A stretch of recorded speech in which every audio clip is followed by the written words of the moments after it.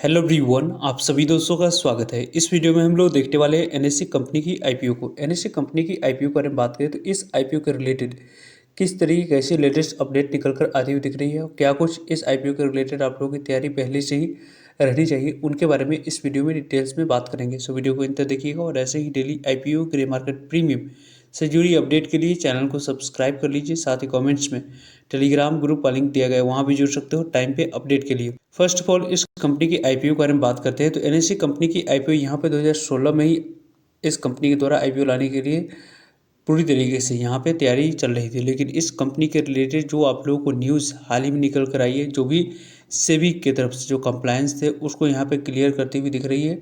वो एनएससी की बात करते हैं तो सेबी की पूरी तरीके से यहाँ पे नोट मिल चुका है। बोर्ड मीटिंग यहाँ पे फ्राइडे को अप्रूव किया गया। फाइनेंशियल ईयर इसी साल आप लोगों को पैनल गठन किया जाएगा और इस कंपनी की आईपीओ के रिलेटेड जो उनके बारे में बात करें तो यहाँ पे जो डीआरएचपी है वो आप लोगों को आने वाले समय में मार्च एंड में या अर्ली अप्रैल यानी कि आपको 2 से 3 महीने के अंदर में इस कंपनी की डीआरएचपी फाइल होते हुए दिखेगी। जैसे ही डीआरएचपी फाइल होती है अप्रैल तक इस कंपनी की अप्रूवल यहाँ पे जून जुलाई में मिलते हुए दिख जाएगी। जैसे ही 2 महीने के बाद इस कंपनी की अप्रूवल मिलती है उसके बाद इस कंपनी की आईपीओ आने की जो चांस बन रही है वो सितंबर अक्टूबर में इस कंपनी की आईपीओ मार्केट कंडीशन को देखकर एनएससी कंपनी की आईपीओ हम लोग को आते हुए दिख सकती है या अगस्त में भी इस कंपनी की आईपीओ आ सकती है। वैसे एनएससी की कंपनी की जो आईपीओ आएगी उसमें आप लोगों को 4.5% की बात करते हैं तो एनएससी शेयर आप लोगों को सोल्ड करती हुई दिखेगी। कितनी हज़ार करोड़ की, तो लगभग 23,000 करोड़ की यहाँ पे शेयर सेल करती हुई दिखेगी। यानी कि इस आईपीओ में जो पैसा रेज कर रही है वो पूरी तरीके से ऑफर शेयर यहाँ पे लगभग रहने वाली है।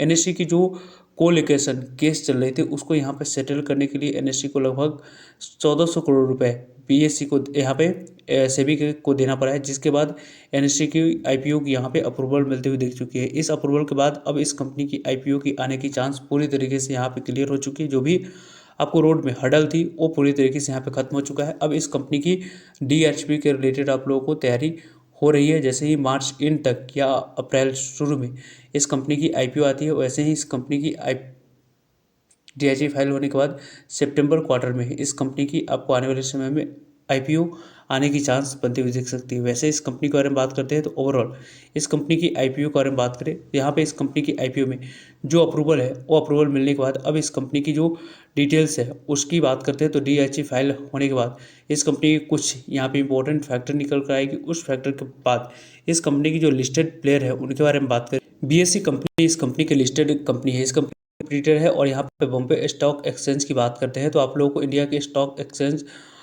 लोकेशन जो कि दलाल स्टेट मुंबई में है और इस कंपनी की जो फैसिलिटिंग है, जो ट्रेडिंग होती है इक्विटी की, करेंसी की और यहाँ पे डेट इंफ्रास्ट्रक्चर और डेरिवेटिव्स हो के म्यूचुअल फंड हो गया, उस तरीके से जो काम होती है बीएससी में और सेम एनएससी में भी यहाँ पे काम होती हुई दिख जाती है।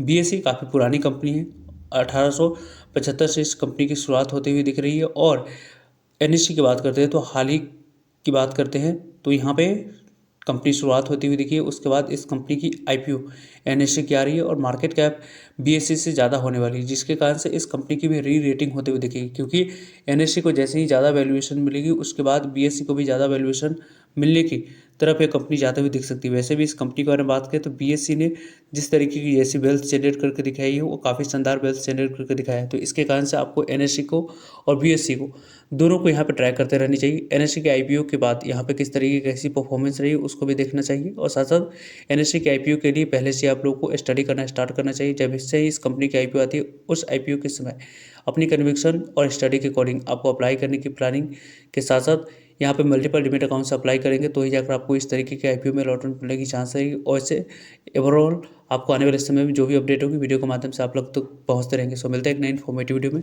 तब तक के लिए जय हिंद जय भारत।